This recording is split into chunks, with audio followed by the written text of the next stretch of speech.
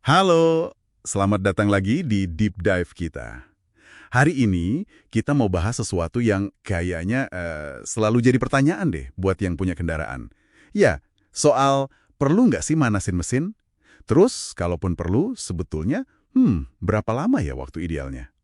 Kita udah siapin nih beberapa catatan teknis, data juga ada, buat macam-macam mobil dan motor. Dari yang katakanlah udah senior, sampai yang paling baru keluar dari dealer. Oke, misi kita hari ini simple. Kita bongkar alasan teknisnya, terus kasih panduan praktis buat Anda. Langsung aja ya, ke pertanyaan dasarnya dulu. Kenapa sih emang mesin gitu masih perlu dipanasin? Oke, pertanyaan bagus nih. Karena emang ada alasan teknisnya, Mas. Nggak sekedar kebiasaan turun-temurun aja gitu. Yang pertama, itu soal sirkulasi oli. Pas mesin dingin, oli itu kan ngumpul di bawah, kental dia. Pemanasan itu, ya walau sebentar, ngasih waktu oli buat naik, buat ngelumasin semua komponen penting. Komponen penting tuh kayak apa aja tuh? Ya kayak piston, crankshaft, bagian-bagian atas mesin lah, biar nggak langsung gesekan logam sama logam pas start. Ada catatan nih, gesekan awal itu katanya bisa setara puluhan kilometer loh dampaknya kalau pelumasan belum siap. Wah, serius? Puluhan kilometer? Gede juga ya efeknya. Oke, selain oli apalagi? Kedua, penting juga buat mencapai suhu kerja optimal mesin. Biasanya sih targetnya sekitar 85-100 derajat Celcius. Kenapa harus suhu segitu? Nah, di suhu itu, pembakaran paling efisien. BBM jadi lebih irit, stabil gitu. Terus emisi gas buangnya juga lebih bersih. Komponen logam di mesin juga udah memuai pas sesuai ukurannya. Terus yang ketiga, ini soal stabilisasi putaran idle atau langsam. Mesin dingin, apalagi yang masih pakai karburator ya, itu langsamnya suka nggak stabil. Naik turun, kadang berbet. Oh ya, sering tuh denger yang berbat gitu. Nah, pemanasan ngasih waktu sistemnya, entah itu ECU di mobil modern atau choke di mobil lama, buat nyistabilin putaran mesin. Sama juga buat Olimatic, ATF itu, biar siap kerja juga. Oke. Jadi jelas ya, ada alasan teknis kuatnya. Tapi nih, dari catatan yang kita punya, yang bikin penasaran, kok beda teknologi, beda jauh gitu waktu manasinnya? Nah, ini dia poin kuncinya, betul banget. Intinya tuh ada di teknologi sistem bahan bakarnya. Gini, buat mobil sama motor modern yang udah injeksi, atau diesel common rail, bahkan yang hybrid ringan kayak Suzuki R3 Hybrid, atau Yamaha Vasio gitu, Iya, yang baru-baru gitu ya. betul, itu cukup 30 detik sampai 1 menit aja. Udah cukup banget. Hah? Sebentar amat. 30 detik sampai semenit? Kenapa bisa secepat itu? Terus, kalau ECU udah canggih, oli bagus, kenapa masih perlu idle 30 detik? Langsung jalan pelan nggak bisa? Pertanyaan bagus. Bisa kok langsung jalan pelan setelah itu. Jadi gini, alasannya ECU emang udah pinter banget ngatur campuran bensin udara dari awal. Oli modern juga lebih encer, cepat naiknya. Nah, waktu 30 detik sampai 1 menit itu lebih buat mastiin, tekanan oli awal udah kebangun stabil. Terus sensor-sensor mesin juga udah baca kondisi dengan benar. Oh, jadi lebih ke check and balance awal gitu ya? Bisa dibilang gitu. Setelah itu, ya benar kata Anda, langsung aja jalan pelan-pelan. Pemanasan paling efektif itu justru pas mesin kerja sambil jalan pelan, bukan cuma diam langsam. Kayak di Honda BR-V baru atau Kijang Innova Reborn misalnya. Buat yang mild hybrid kayak R3 atau Fazio, walau ada motor listriknya, mesin bensinnya kan tetap nyala pas start dingin. Jadi ya tetap butuh pemanasan singkat kayak injeksi modern lainnya. Oke. Nah, terus gimana sama yang lawas?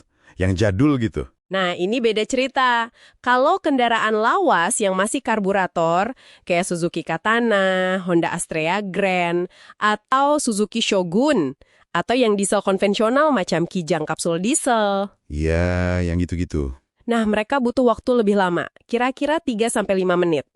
Kenapa tuh butuh lebih lama? Apa bedanya? Kalau karburator, dia perlu suhu ruang bakar agak hangat dulu, biar campuran bensin udaranya pas, langsamnya stabil, nggak berebat pas mau jalan.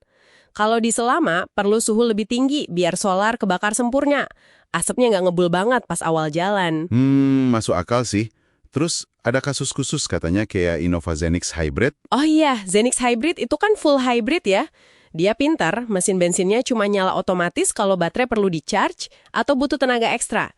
Jadi praktis nggak perlu dipanasin manual kayak biasa, sistemnya ngatur sendiri. Oke. Terus nih, kalau kita bandel, misalnya punya mobil agak tua, tapi cuek aja, langsung tancep gas.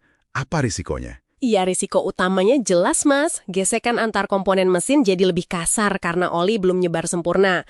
Kalau jadi kebiasaan, apalagi langsung digeber kenceng, wah itu bisa bikin komponen cepet aus. Selain cepet aus, ada lagi. Ada dong, putaran mesin bisa nggak stabil tadi, terus BBM juga jadi lebih boros di awal-awal jalan, sama emisi gas buangnya juga lebih kotor. Nah, ini nih soal mitos. Saya sering banget dengar, katanya harus 10 menit, bahkan 15 menit manasinnya. Itu gimana tuh? Iya, itu mitos legend banget ya. Itu tuh warisan zaman mobil dulu banget, yang teknologinya beda jauh sama sekarang. Buat mobil modern, bahkan yang lawas macam karbu atau diesel pun, 10-15 menit itu udah berlebihan banget.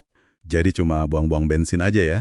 Betul, buang bensin, nambah polusi, nggak ada manfaat teknisnya lagi. Udah nggak relevan lah mitos itu sekarang.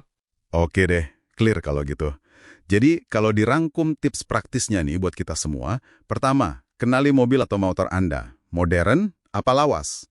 Sesuaikan waktunya, ya kan? Antara setengah menit sampai 5 menit lah ya. Yes.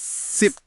Terus, kedua, gak usah digeber-geber pas manasin. Biarin aja langsam normal. Ketiga, pastiin manasinnya di tempat terbuka. Jangan di garasi tertutup. Bahaya gas buangnya. Setuju banget, ventilasi penting. Jadi, kesimpulan utamanya jelas banget ya. Lama manasin mesin itu sangat tergantung sama umur dan teknologi kendaraan kita. Kenali tunggangan Anda, injeksi modern, hybrid, atau masih karbo diesel lama. Bedanya lumayan jauh, dari cuma 30 detik sampai 5 menitan. Kemajuan teknologi ini benar-benar ngubah cara kita ngerawat kendaraan ya kan? Fokusnya sekarang jadi ke efisiensi. Efisien waktu, efisien bensin, sama ngurangin dampak ke lingkungan. Udah bukan soal ikut-ikutan kebiasaan lama, tapi lebih ke pemasaman teknis buat jaga mesin awet. Bener banget. Ini jadi kepikiran satu hal nih buat Anda renungkan juga di rumah. Nanti, kalau mobil listrik murni udah makin banyak, yang notabene nggak punya mesin bakar sama sekali, kira-kira konsep manasin ini bakal hilang gitu aja? Atau jangan-jangan malah muncul ritual persiapan baru lagi ya buat mobil listrik? Sesuatu buat dipikirin bareng-bareng ke depannya ya.